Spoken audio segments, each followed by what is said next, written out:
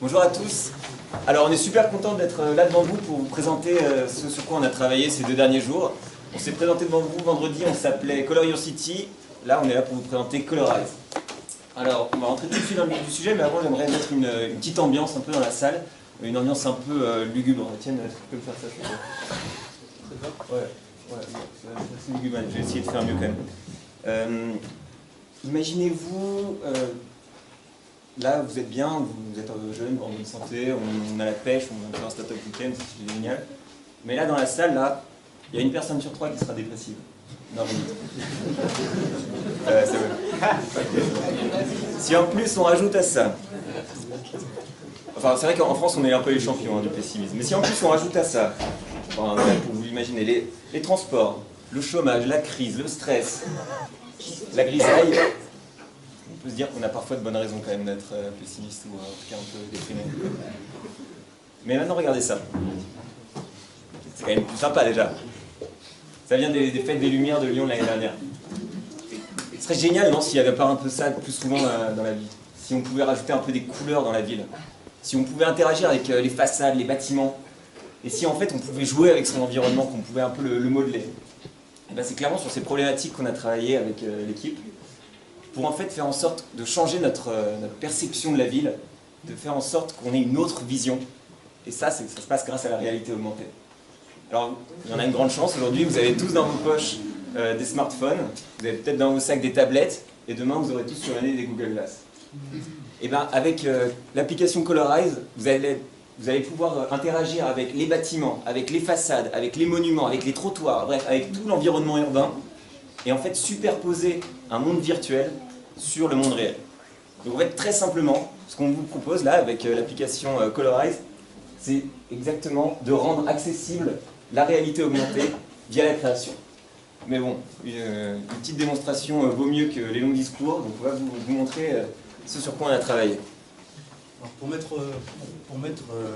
donner vie à cette expérience hors du commun, on a développé une petite application qui fonctionne déjà sur iOS et sur Android et qui permet justement d'avoir de la géolocalisation et de la réalité augmentée. Et donc quand vous utilisez la géolocalisation, vous pouvez savoir autour de vous où se situent les œuvres artistiques développées par des artistes. Je vais vous faire une petite démo.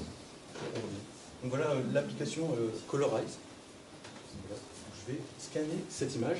Alors imaginez que cette image est en fait une façade. Ça peut être la façade d'un grand magasin, par exemple Ferrari. Et imaginez que, voilà, tout est devant moi. Je vais scanner. C'est un peu court.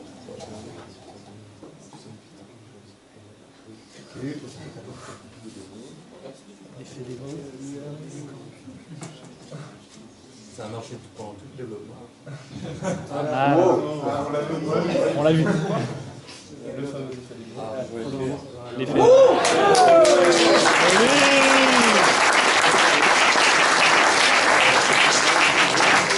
C'est un modèle 3D, donc on peut bien sûr avoir du 2D, on peut avoir ce qu'on veut. Voilà. Alors avec Colorize, notre positionnement c'est clairement d'être un intermédiaire entre d'un côté des créatifs, artistes, infographistes et designers et de l'autre côté nos early adopters. On va créer avec eux une grande communauté, justement les mettant en relation, en faisant intermédiaire. Et le but, c'est que cette communauté croisse, fasse parler d'elle, pour aller ensuite sonner à la porte des agences de pub, des régies de pub et des agences de communication, pour leur proposer un nouveau support de communication et un nouveau parc de diffusion auquel ils n'ont pas accès à l'heure actuelle.